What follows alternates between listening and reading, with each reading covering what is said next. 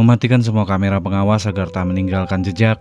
Grace dan Dayi di hari ulang tahunnya Ketua Hong secara terselubung memindahkan barang-barang antik dan mewah milik dari Ketua Hong yang kala itu harus tumbang oleh pelumpuh syaraf yang Sulhi berikan kepada dirinya. Dan di episode yang ke-11, pada akhirnya para Ratu Hong berhasil menemukan keberadaan barang tersebut. Hingga sedikit sentuhan lagi keadaan normal akan segera mereka dapatkan. Preview Queen of Tears dalam lanjutan episode yang ke-11. Kali ini kita beri judul Pergerakan dari Ratu Hong. Let's go. Entah buntut dari keberhasilan menangkap Dayi di persembunyiannya, atau justru Grace telah angkat bicara karena berpihak kepada keluarganya Hein.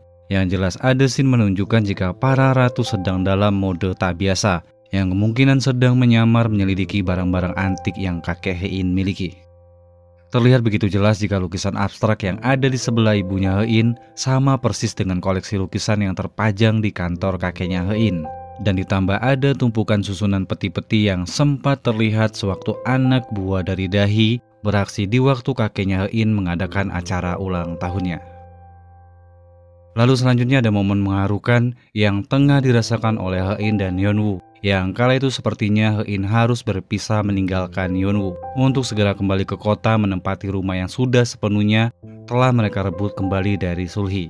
Atau bisa juga di sini Yeonwoo melepas Hein untuk pergi ke Jerman, melanjutkan pengobatannya yang sempat tertunda karena mengalami sekelumit masalah yang telah Eun-sung buat. Dan terlihat jika Hein begitu terpukulnya menahan kesedihan karena harus berpisah dengan orang-orang yang telah merawat dirinya selama tinggal di Yongduri. Walaupun sedih, setidaknya ada berita baiknya karena dengan kembalinya Hein ke kota menandakan jika keluarganya tak lagi takut untuk dikejar-kejar wartawan karena kasus bangkrutnya Queen Group akibat ulah dari Eun-sung. So, mengenai kepastian scene ini sama-sama kita cari jawabannya setelah dramanya tayang secara penuh.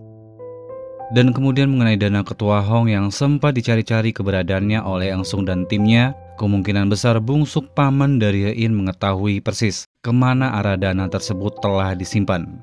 Karena jika kita flashback ke masa lalu sewaktu bungsuk masih bekerja dengan sang ayah, bungsuk sempat mengelola keuangan dari perusahaan yang kemudian di belakang hari harus tersingkir oleh para staf direktur yang menumbalkan dirinya hingga terjadi selisih paham antara dia dan sang ayah. Dan semua serangkaian petunjuk ini seharusnya Yeonwoo sudah mengetahui karena memang sedari awal jika dirinya telah menjabat sebagai direktur hukum sesaat sebelum kasus bungsuk mencuat ke permukaan. Dan terakhir mengenai perkelahian antara Yeonwoo dan Eun-sung 100% terjadi persis di depan kantornya Queen Group. Karena jika kita lihat lebih detail, tiang yang ada di sampingnya Eun-sung sama persis dengan tiang beton yang ada di kantornya Queen Group. Dan jika kita lihat Eun-sung yang menggunakan seragam resminya sepertinya telah dilabrak oleh Yeonwoo yang kala itu mampir mendatangi dirinya tepat di pintu masuk dari Queen Group. Belum tahu apakah ini buntut dari perbuatan Eun-sung yang ingin mencelakai dirinya sewaktu bersama dengan Hein, atau justru gara-gara ancamannya hingga membuat Hein harus dirawat di rumah sakit. Yang jelas Yeonwoo dengan emosi tingkat tingginya hampir saja mendaratkan bogem mentah ke wajah Eun-sung kalau saja tak menahan emosinya.